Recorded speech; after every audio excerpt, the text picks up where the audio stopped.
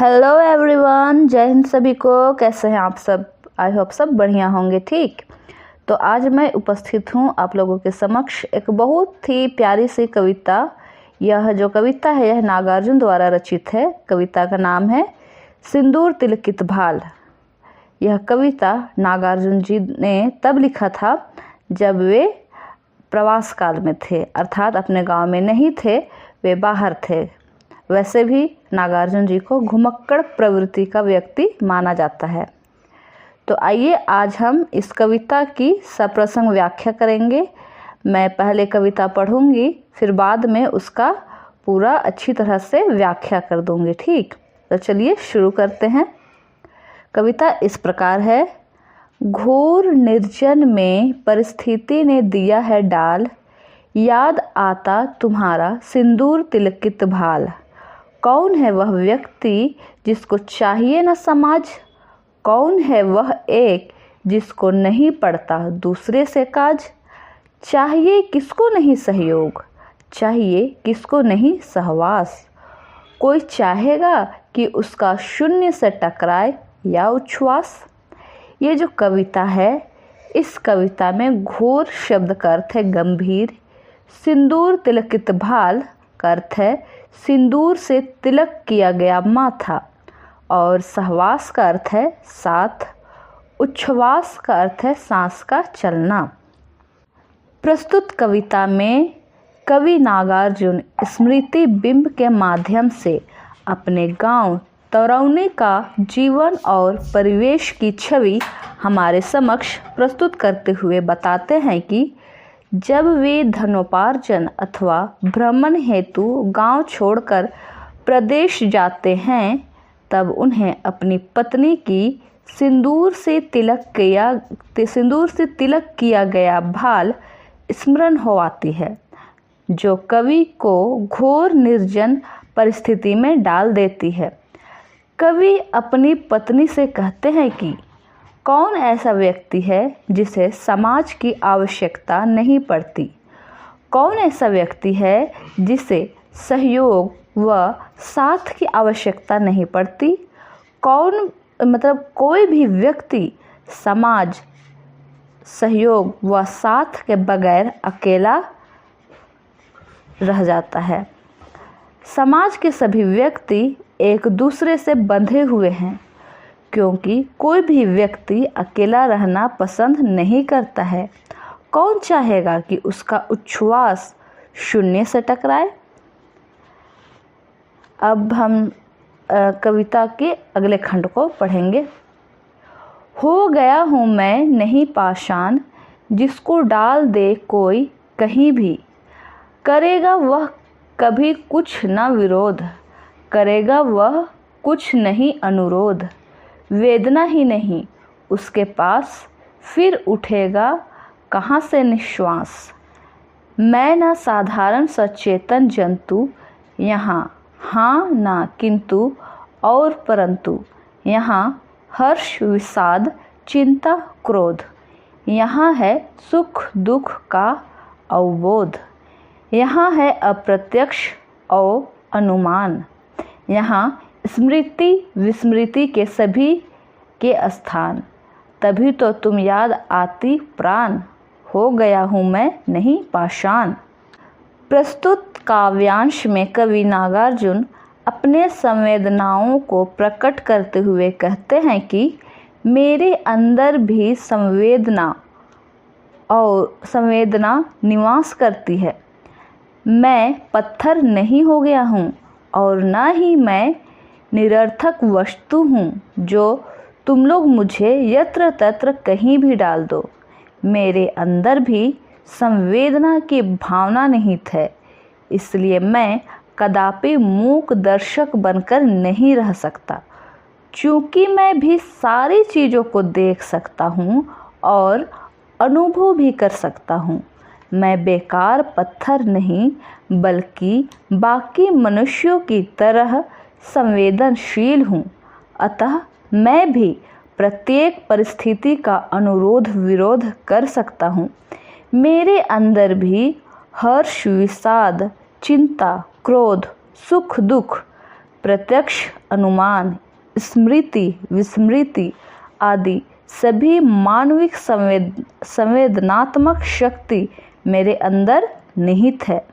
मैं दुनिया के सभी प्रकार का सुख, दुख, क्रोध, चिंता या प्रत्यक्ष अनुमान का भली भांति अनुभव कर सकता हूँ, क्योंकि मेरे अंदर भी संवेदन शक्ति कूट कूट कर भरी हुई है। इसलिए मैं पाषाण नहीं हो गया हूँ। मुझे निरर्थक मत समझो। इस परिस्थिति में हे मेरे प्रिय, तुम बार बार याद आ रहे हो, ऐसा कवि नागार्जुन जी का कहना है। अब हम कविता की आगे की पंक्ति को पढ़ेंगे और उसकी व्याख्या को समझेंगे। ठीक है, आगे की कविता कुछ इस प्रकार है। याद आते स्वजन जिनकी स्नेह से भींगी अमृतमय आँख, स्मृति विहंगम की कभी थकने न देगी पाँख। याद आता मुझे अपना वह तरौनी ग्राम, याद आती लीचियाँ वे आम। याद आते मुझे मिथिला के रुचिर भूभाग, याद आते धान। याद आते कमल, कुमुदनी और ताल मखान। याद आते शस्य श्यामल जनपदों के, रूप गुण अनुसार ही रखे गए वे नाम। याद आते वेणुवन वे नीलिमा के निलय अति अभिराम। यहाँ स्वजन का अर्थ है अपने लोग, विहंगम अर्थात पक्षी, शस्य श्यामल अर्थात काले सांवले जनपद लोगों का समूह, अभिराम का अर्थ होता है सुंदर। प्रस्तुत काव्यांश में कवि नागार्जुन अपना ग्राम तरौनी की ग्रामीण परिवेश और वातावरण का वर्णन करते हुए बताते हैं कि जब वे प्रदेश में रह रहे होते हैं तब उन्हें अपने गांव और गांव के लोगों की बहुत याद आती है। सभी ग्रामीण लोगों को याद करते हुए उनकी आंखें अमृतमयी आंसू से छलक पड़ती है। लोगों की स्मृति भर से उनकी जो आंखें है वह स्नेहमयी आंसू से भीग जाती है। लोगों की स्मृति में स्नेह से भरी अमृत युक्त आँख कभी थकने वाली नहीं है। तत्पश्चात कवि अपने गांव की प्राकृतिक स्मृति को प्रकाशित करते हुए कहते हैं कि उन्हें अपने गांव की लीची, आम, कमल, कुमुदनी, ताल मखान, जनपद आदि की स्मृति हो आती है। साथ ही कवि को मिथिला के मन को भाने वाली भूभाग भी याद आती है। कवि यह भी बताते हैं कि गांव में लोगों का नामकरण रंग, रूप व गुण के आधार पर किया जाता था। यह आप लोगों ने भी अपने गांव में अनुभव किए हैं।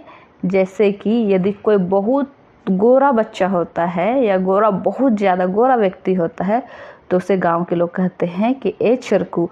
उसी प्रकार यदि कोई बहुत काला होता है तो ए कलुआ। इस तरह से लोग उन व्यक्तियों को उनके रंग, रूप, कद काठी के आधार पर उपनाम देते हैं। ठीक है, अतः कवि को वही शस्य श्यामल जनपद याद आते हैं।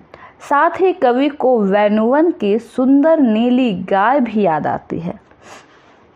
अब हम कविता की अगली पंक्ति को पढ़ेंगे और उसकी व्याख्या को समझेंगे। ठीक है, अगली कविता है। धन्य वे जिनके मृदुलतम अंक हुए थे मेरे लिए पर्यंक।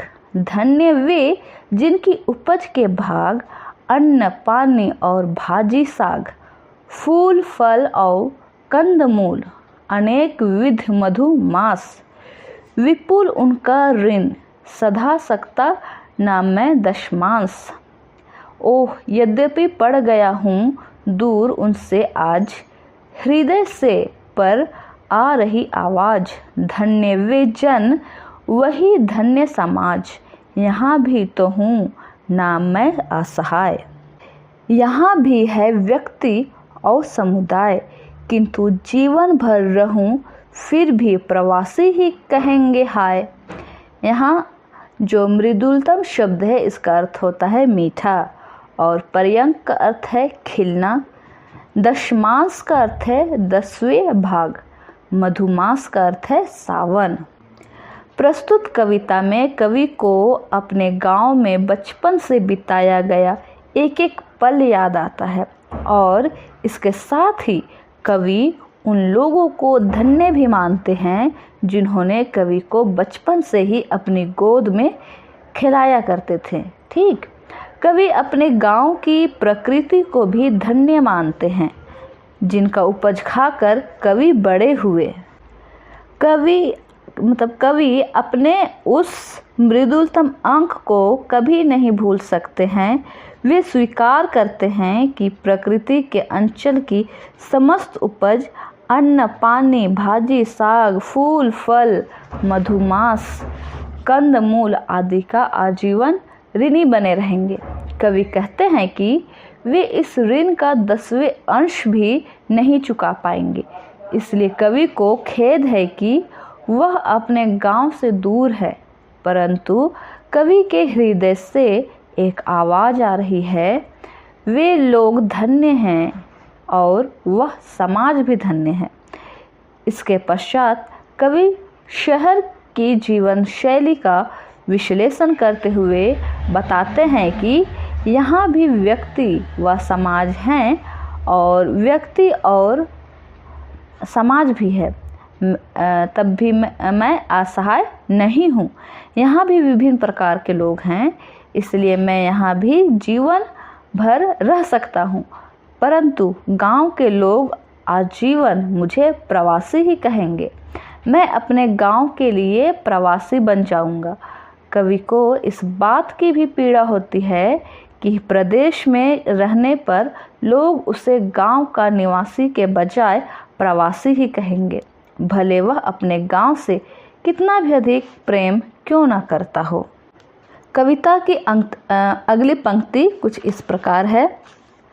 मरूंगा तो चिता पर 2 फूल देंगे डाल, समय चलता जाएगा निर्बाध अपनी चाल।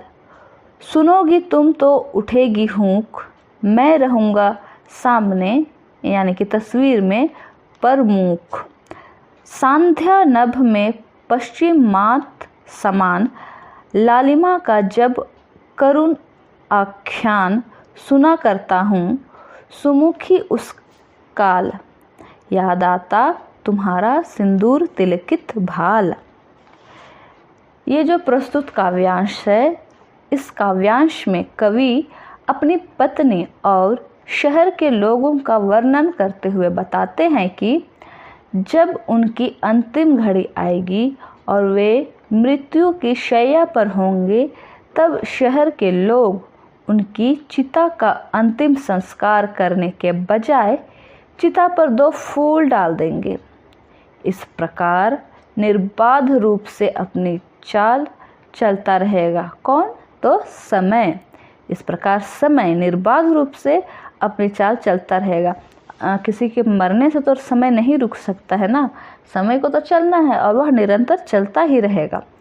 कवि अपनी पत्नी से कहते हैं कि हे प्रिय, मैं तो प्रवास काल में ही मर जाऊंगा। कवि का कहना है कि मैं तो प्रत्येक दिन इधर से उधर, उधर से उधर, यत्र तत्र घूमता रहता हूँ, घुमक्कड़ हूँ। मेरी मृत्यु तो कहीं भी हो जाएगी, चूँकि मैं बाहर हूँ और बाहर भी लोग हैं, समाज है, व्यक्ति हैं, परंतु क्या वे मेरे अपने हैं? क्या वे मेरे कुछ नहीं होने के बावजूद भी मेरे हैं? नहीं, मेरे मरने के बाद भी उन्हें कुछ फ़र्क नहीं पड़ने वाला है, बल्कि अगर मैं मरूंगा तो मेरी चिता पर वे सिर्फ और सिर्फ फूल डाल देंगे और चले जाएंगे। परंतु जो मेरे गांव के लोग हैं, वे अगर मेरे अपने नहीं भी हैं, और तब भी अगर गांव में मरता तो गांव के लोग विधि विधान के साथ अंतिम संस्कार करते हैं, है ना। तो कवि कहते हैं यहाँ पर, परंतु जब तुम इस घटना के विषय में सुनोगी, तब तुम्हारा हृदय दुख से भर जाएगा और मैं तुमसे कुछ कह नहीं पाऊंगा। मैं तुम्हारे सामने तस्वीर में मूक दर्शक बना रहूंगा। संध्या के समय पश्चिम दिशा में सूर्यास्त के समय आसमान में जो रक्ताभ लालिमा होती है, जब मैं उसका वर्णन करता हूँ या उस स्थिति के विषय में सुनता हूँ, तब हे प्रिय, मुझे तुम्हारी सिंदूर से तिलक किया गया भाल मुझे बहुत याद आता है। तो इस प्रकार ये जो पूरी कविता है सिंदूर तिलकित भाल, आज हम लोगों ने उस पूरी कविता का लाइन बाय लाइन पूरी व्याख्या को हम लोगों ने समझा। इससे पिछले वाली जो वीडियो है उसमें हम लोगों ने ये जो पूरी कविता है सिंदूर तिलकित भाल, इसका शॉर्ट में सारांश समझा था और आज हम लोगों ने उसी कविता का डिटेल समझा है। ठीक है, मैं आशा करती हूँ कि यह वीडियो आपके लिए ज़रूर हेल्पफुल रहा होगा। यदि हाँ तो इसे लाइक कीजिए, शेयर कीजिए और अगर चैनल में नए हैं तो मोस्ट वेलकम, चैनल को सब्सक्राइब कीजिए। Thank you for watching.